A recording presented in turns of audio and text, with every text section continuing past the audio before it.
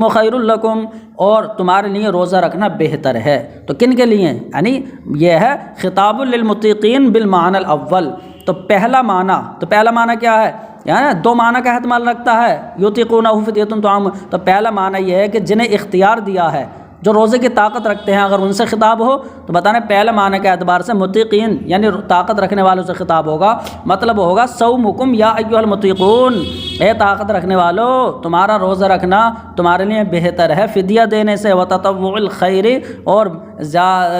فدیہ میں زیادتی کرنے سے۔ فہو منسوخ، بتانا یہ منسوخ ہو جائے گا جو وان تصوموا خیر لکم اگر ان کے لیے ہو تو ظاہر سی بات ہے یہ تو منسوخ ہو جائے گا من شہد منکم الشہر فلیصم سے، کیونکہ اب تو اختیار رہا نہیں، تو اب تو یہ منسوخ ہے کہ تم میں سے جو رمضان کا مہینہ پالا ہے اسے روزے ہی رکھنا ہے، جیسا کہ تفسیر زاہدی میں گزر گیا۔ بتانا او بمعنی العاجز عن الصوم، تو بتانا یا یہ روزے سے عاجز کے معنی میں ہے،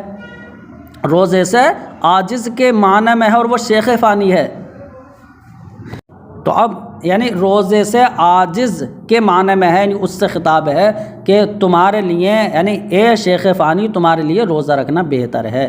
لیکن ان کے لیے ہو جائے گا۔ اور تیسرا یہ ہے او لکل من لہ الرخصت، یعنی ہر اس سے خطاب ہے کہ جس کے لیے رخصت ہو۔ اب چاہے وہ شیخ فانی بھی ہو سکتا ہے، مریض بھی ہو سکتا ہے، مسافر بھی ہو سکتا ہے۔ تو تین احتمال ہو گئے، یا تو یہ اختیار جنہیں دیا گیا تھا ان کو خطاب ہے تب تو منسوخ ہے، یا شیخ فانی جو روزے سے عاجز ہے اس کو خطاب ہے تو بتا رہے ہیں یہ اب بھی باقی ہے، یا جس کے لیے رخصت ہے اس کے لیے تو یہ بھی ابھی باقی ہے۔ تو بتا رہے ہیں او لکل من لہ الرخصت، یا ہر اس کے لیے خطاب ہے جس کے لیے رخصت ہے، یعنی صومکم یا ایھا المریض، اے مریضو مسافرو شیخ فانی تمہارے لیے روزہ رکھنا بہتر ہے، خیر لکم تمہارے لیے بہتر ہے، ان کنتم تعلمون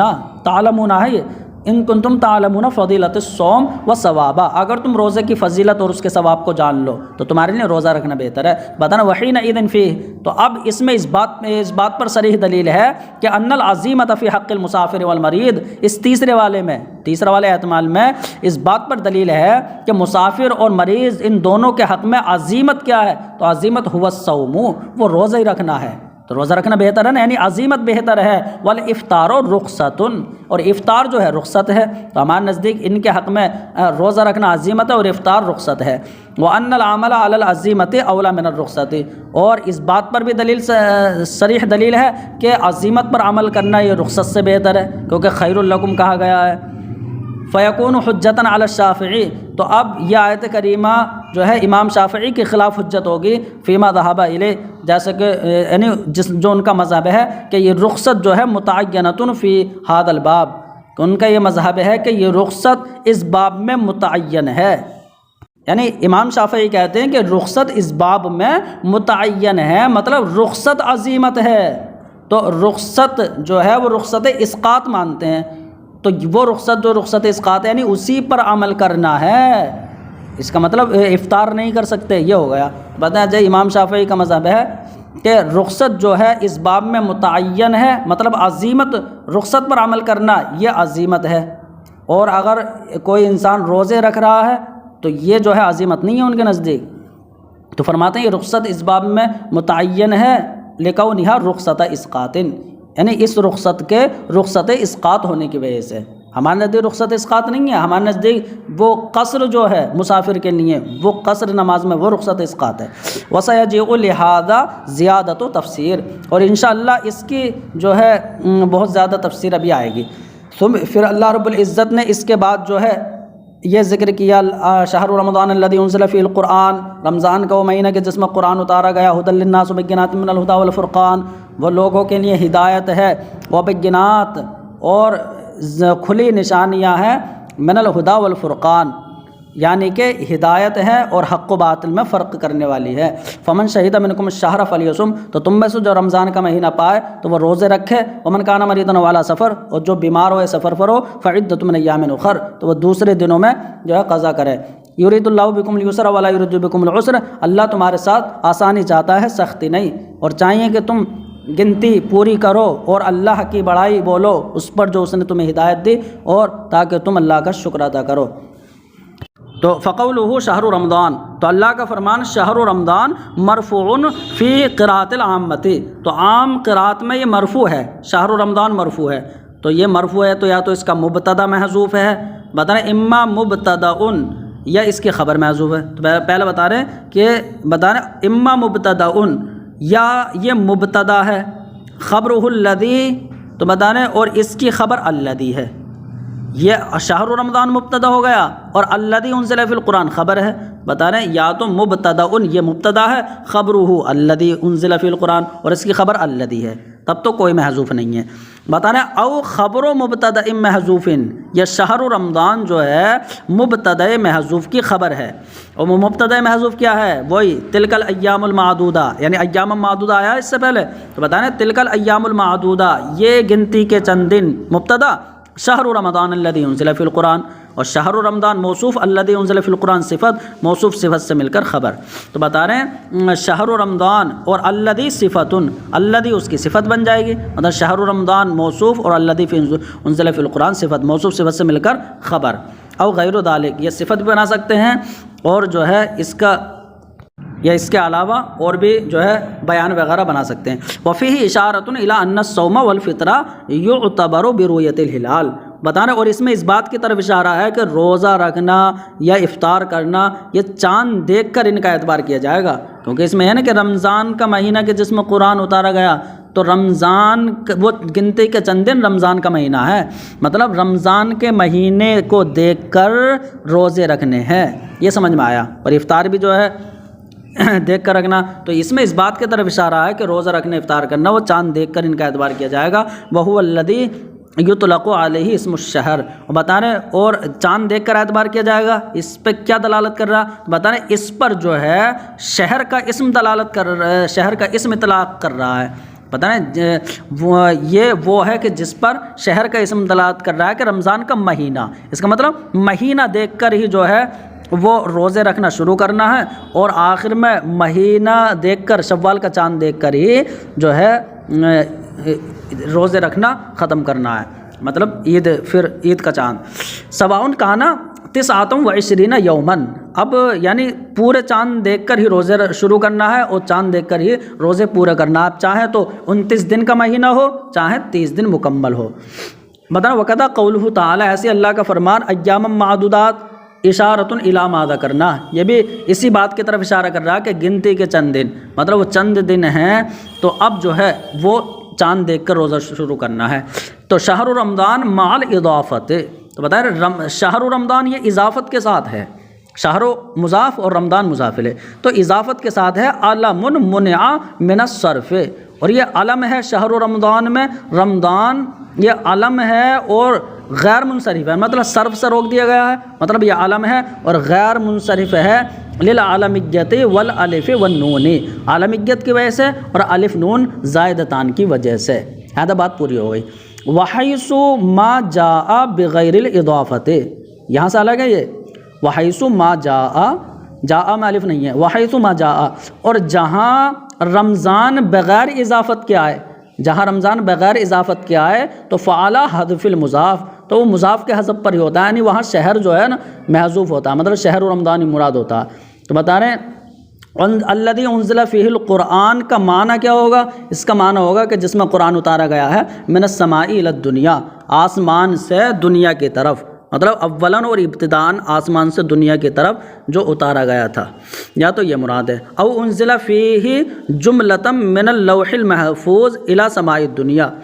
یا یعنی جس میں قرآن اتارا گیا ہے، مطلب اکٹھا جملتاً، یہ مراد یہ ہے کہ اکٹھا جس میں قرآن اتارا گیا ہے لوح محفوظ سے آسمان دنیا کی طرف، دو ترکیب، دو مراد ہو گئے، یا تو آسمان سے دنیا کی طرف اولاً ابتداءً اتارا گیا، یہ کہ جس میں قرآن اکٹھا اتارا گیا لوح محفوظ سے آسمان دنیا کی طرف، پھر جو ہے تھوڑا تھوڑا اترا اور آیت آیت کر کے سورت سورت کر کے اترا زمین کی طرف بحسب الحوائج، ضرورتوں کے حساب سے۔ تو ففیہ دلیل واضح علی ان لیلۃ القدر، تو اب اس میں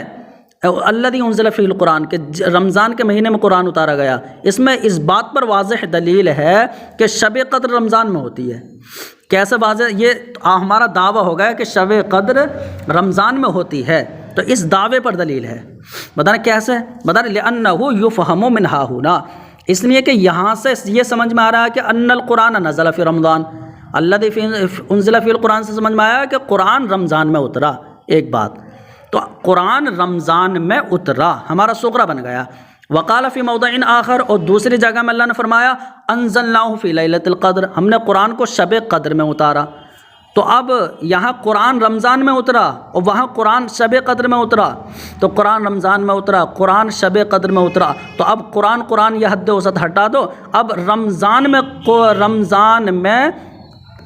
شب قدر ہے، یہ سمجھ میں آیا؟ کیا سمجھ میں آیا؟ کہ ہم جو ہے اسے کبرا کو آپ پہلے کر سکتے ہیں، یعنی یہ کر لو انزلناہ فی لیلۃ القدر، اس طریقے سے کہ قرآن شب قدر میں اترا اور کبرا اسے بنا لو، اور قرآن جو ہے رمضان میں اترا، اب قرآن کو ہٹاؤ، شب قدر رمضان میں ہے، یہ سمجھ میں آ جائے گا۔ تو فوجبت تطبیق بینہما، تو دونوں میں تطبیق ضروری ہوئی، بئی طور کے قرآن رمضان کے مہینے میں اترا، ولیکن فی لیلۃ معینۃ مشہورۃ، لیکن وہ رمضان میں تو اترا ہے، لیکن وہ رمضان کی معین رات میں اترا ہے کہ جو شب قدر سے مشہور ہے۔ فعلم، تو معلوم ہو گیا کہ ان لیلۃ القدر تکون فی رمضان، کہ شب قدر رمضان میں ہوتی ہے، نتیجہ سمجھ میں آ گیا، جیسے کہ یہی صحیح مذہب ہے، نہ کہ دوسرے مہینے میں اترا، اس لیے کہ مرجوح ہے، یعنی شب قدر رمضان میں ہوتی ہے، دوسرے مہینے میں نہیں ہوتی، کیونکہ وہ قول مرجوح ہے۔ ولیکنہم اختلفوا کثیرا فی انہا ایو لیلۃ من رمضان، پھر بتانا، لیکن علماء کا اس بات میں بہت اختلاف ہے کہ کون سی رات ہوتی ہے وہ رمضان کی، ایو لیلۃ من رمضان، کہ شب قدر رمضان کی کون سی رات ہوتی ہے۔ تو بینا لکل واحد علیہ البرہان، تو بتانا ہر ایک نے اس پر دلیل پیش کی، کسی نے کہا 21، کسی نے 23، کسی نے 25، کسی نے 27، لیکن بتانا صحیح معتمد یہ ہے کہ انہا 27 من رمضان، کہ شب قدر رمضان کے 27ویں کو ہوتی ہے، کیونکہ امام ابو اسحاق رازی نے فرمایا کہ حروف لیلۃ القدر 9 حروف، کہ شب قدر کے حروف 9 حروف ہیں، تو 9 حروف ہو گئے، اور اللہ رب العزت نے اس رات کو ذکر فرمایا سورہ قدر میں 3 مرات، 3 مرتبہ۔ تو بتانے فَضْرِبْ تِسْعَةً فِي ثَلَاثٍ، تو اب 3 کو 9 میں ضرب دے دے، تو اب 9 تو حروف ہیں اور 3 بار ذکر، تو 9 یا 27، فَيَكُونُ 27، تو اب 27 دن ہو جائیں گے، وہ 27واں دن ہو جائے گا۔ تو اور احادیث میں اس باب میں بہت سی روایات اور اختلاف ہیں،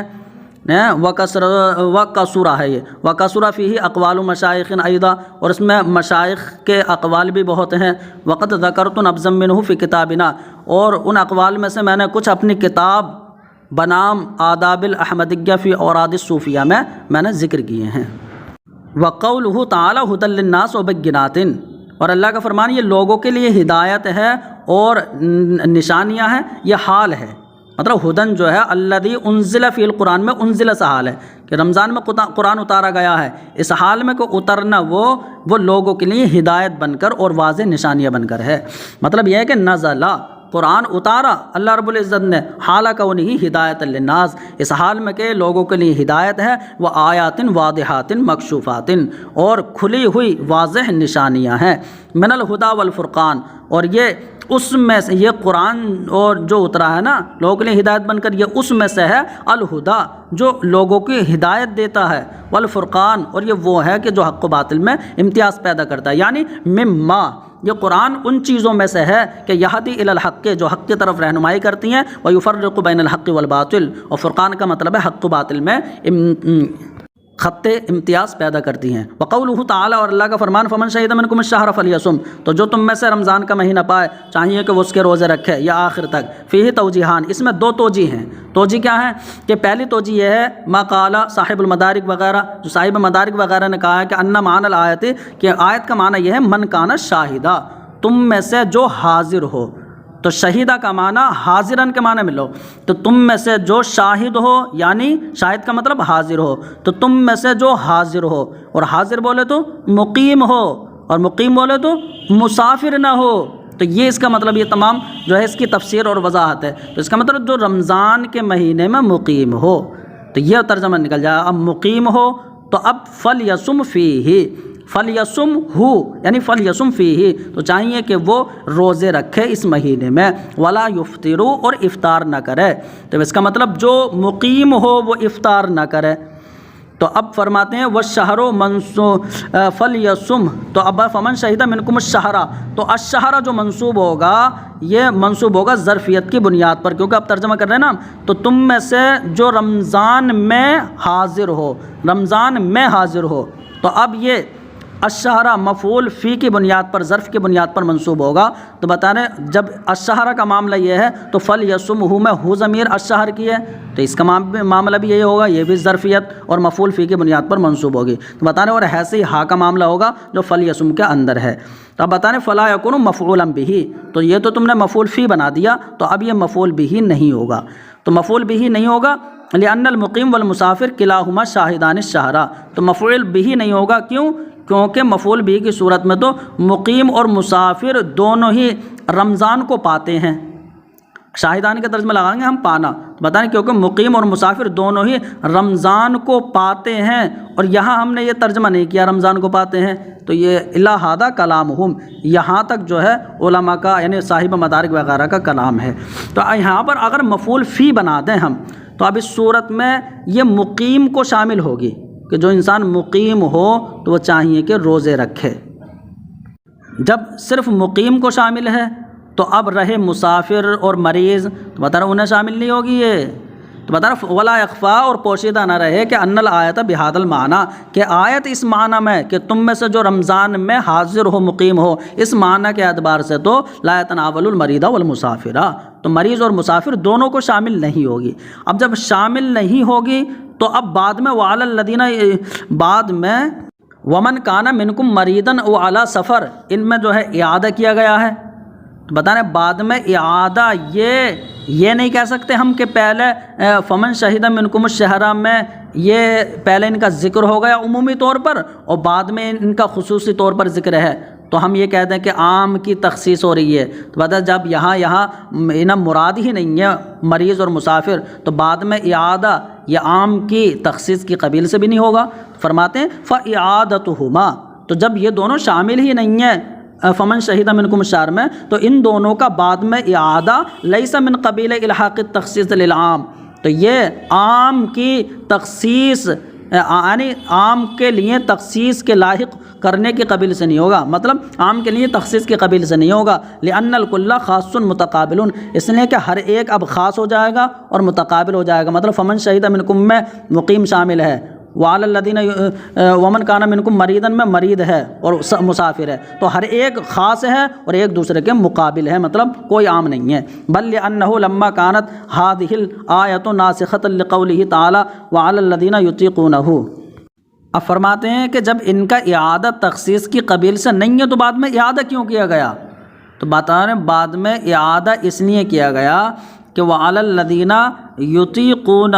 کے لیے یہ ناسخ بن گئی فمن شہد منکم الشہر، تو فمن شہد منکم الشہر اس سے پہلی جو وعلی الذین یطیقونہ فدیۃ طعام مسکین میں اگر اختیار والی تفسیر مانے، یطیقونہ مانے لا مقدر نہ مانے، تو اس میں اختیار والی ہے، اور وعلی الذین یطیقونہ فدیۃ طعام مسکین، فمن کان منکم مریضا وہاں مریض اور مسافر کا بھی ذکر تھا، تو جب فلیصمہ نے وعلی الذین یطیقونہ کے اختیار کو منسوخ کیا اور ساتھ میں جو اس کے ساتھ مریض و مسافر کا ذکر ہے وہ بھی ہے، تو اب کوئی یہ سمجھے گا کہ وہ منسوخ ہو گیا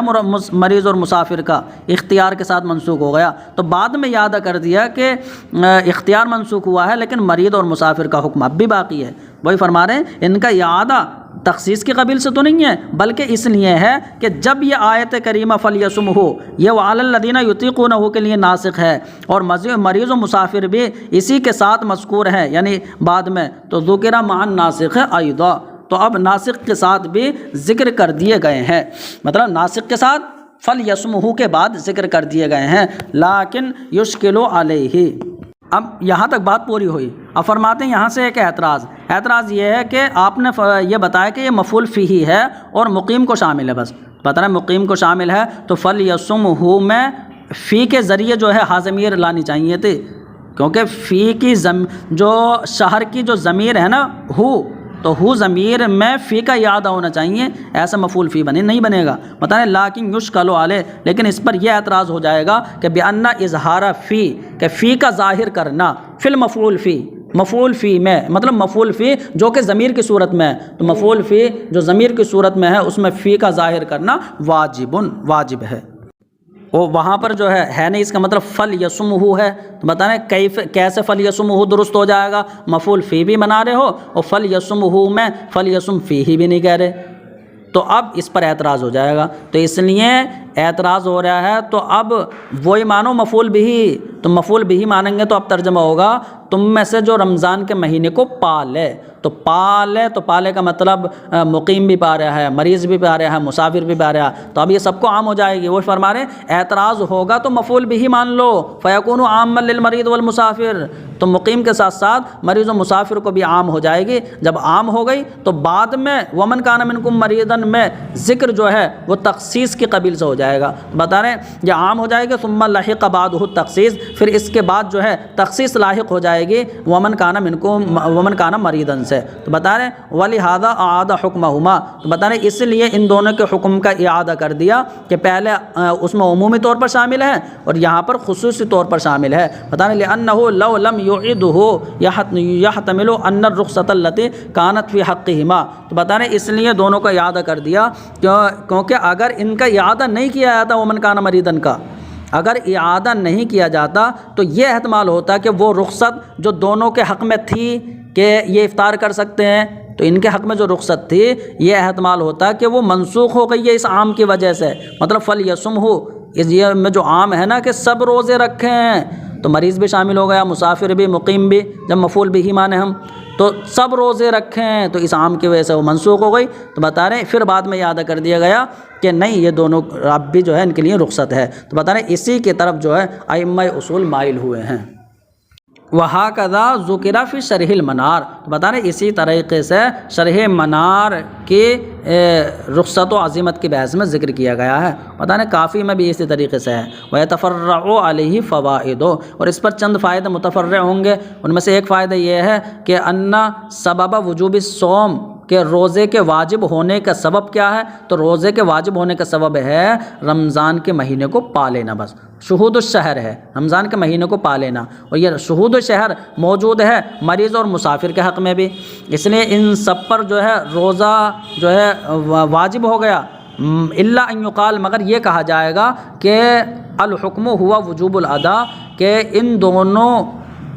شہود و شہر جو سبب ہے وہ ان دونوں کے لیے موجود ہے، لیکن ان کے وجوب ادائیگی جو ہے وہ ان سے مؤخر ہے، تو سبب جو نفس وجوب ہے یعنی خطاب، تو خطاب تو ان دونوں کو بھی شامل ہے مقیم کے ساتھ ساتھ، لیکن ادائیگی ان سے مؤخر ہے بس، تو وہ یہ کہا جائے گا، مگر یہ کہ یہ کہا جائے گا کہ حکم جو وہ ادائیگی کا واجب ہونا وہ ان دونوں سے مؤخر ہے۔ اس وجہ سے شیخ فخر الاسلام بزدوی نے امر سے واجب کی بحث میں کہ امر سے جو واجب ہوتا ہے تو اب فعدۃ من ایام اخر سے استدلال کیا ہے، فخر الاسلام بزدوی نے اس بات پر استدلال کیا ہے کہ قضا اسی سبب سے واجب ہوتی ہے جس سے ادا واجب ہوتی ہے، مطلب شہود شہر کی وجہ سے جیسے ادا واجب ہوئی، ایسے ہی مریض و مسافر کے لیے جو قضا واجب ہوگی اس کا سبب بھی شہود شہر ہے، جیسے کہ یہی ہمارے نزدیک صحیح ہے، اس لیے کہ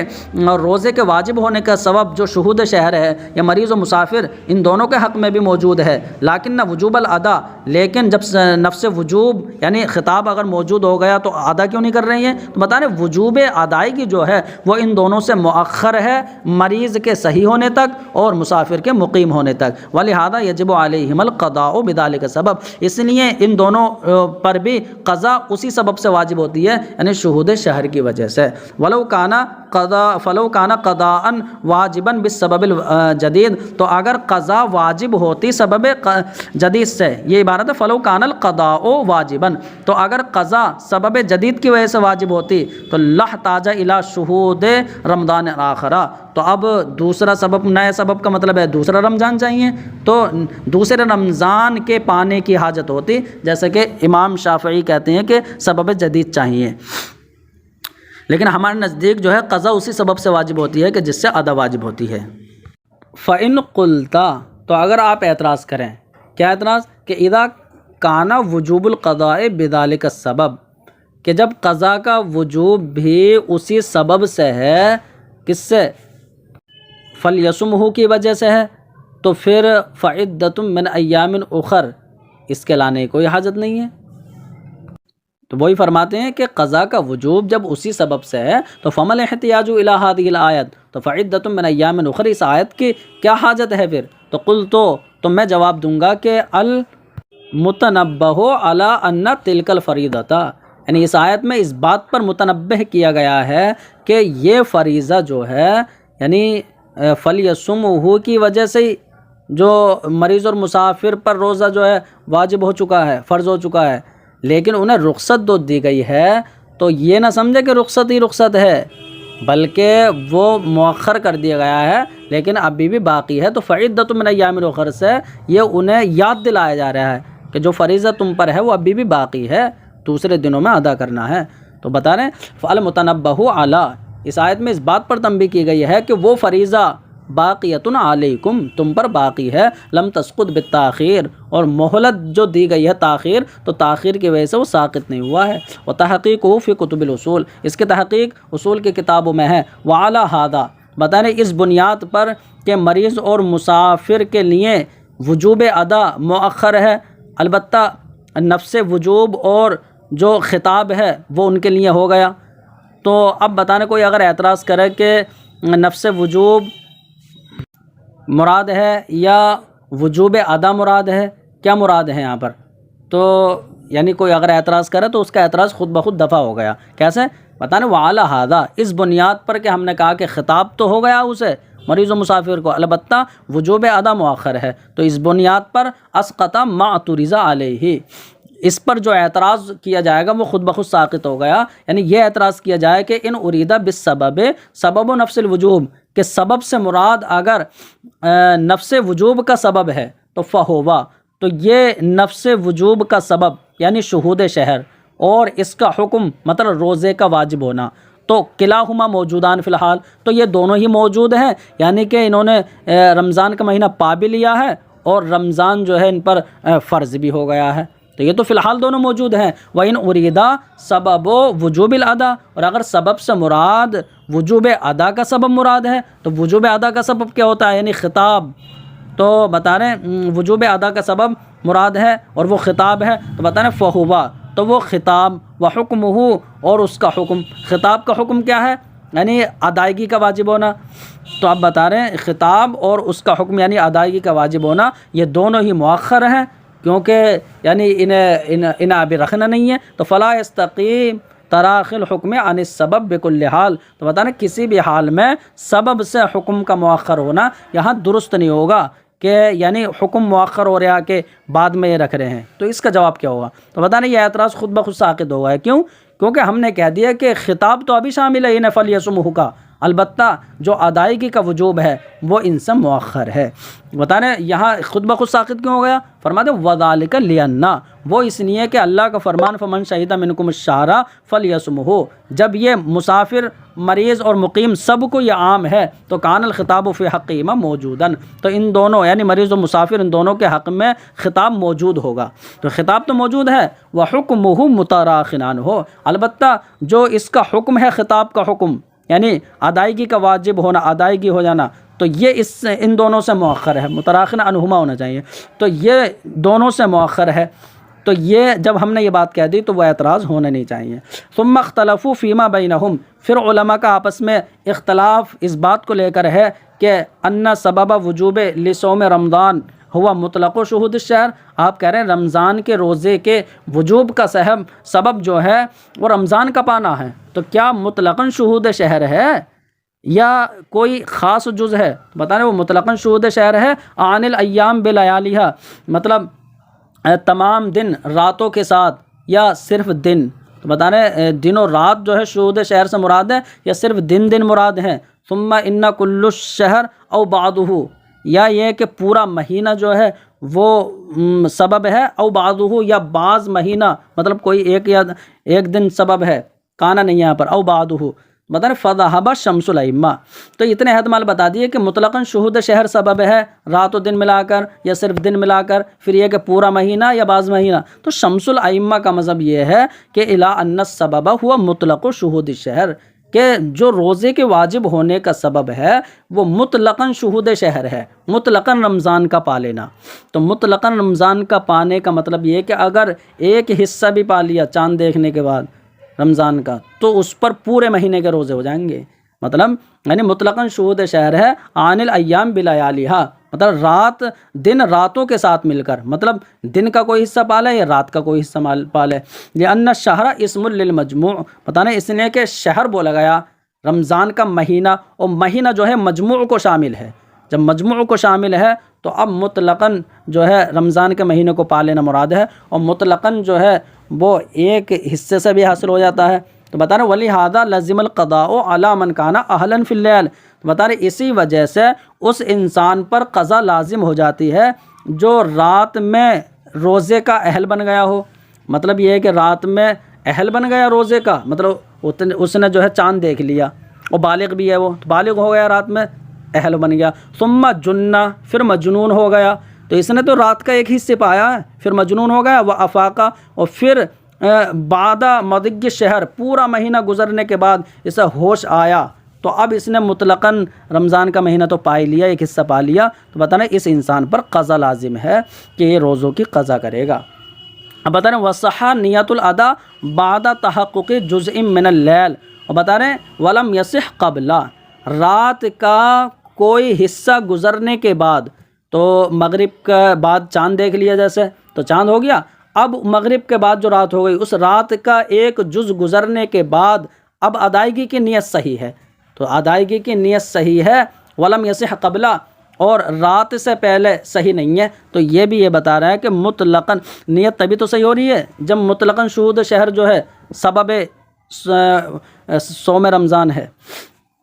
یہ تو شمس الائمہ کا مذہب ہو گیا، مطلب وذهب الاکثرون، لیکن اکثر کا مذہب یہ ہے کہ ان کل یوم سبب للصوم، کہ ہر دن جو ہے رمضان کے روزے کا سبب ہے، مطلب ہر دن سبب ہے، تو بمعنی اس کا مطلب یہ ہے کہ ان اول جزء کل یوم سبب للصوم، مطلب ہر دن کا جزو اول، ہر دن کا اول جز وہ رمضان کے روزے کا سبب ہے۔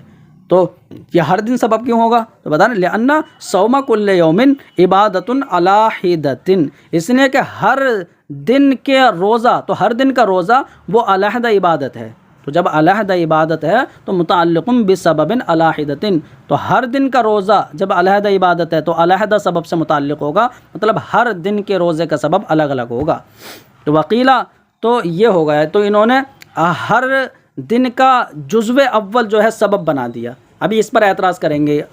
تیسرے قول میں۔ وقیلہ، اور تیسرا قول بعض حضرات کا یہ ہے کہ السبب الجزو الاخیر، تو بتا رہے ہیں سبب جو ہے رمضان کے روزے کا سبب وہ جزو اخیر ہے رات کا، تو رات کا جزو اخیر بالکل جب رات ختم ہو جاتی ہے جو طلوع فجر سے پہلے ہے تھوڑی سی، تو رات کا جزو اخیر یہ سبب ہے۔ بتا رہے یہ کیوں ہے؟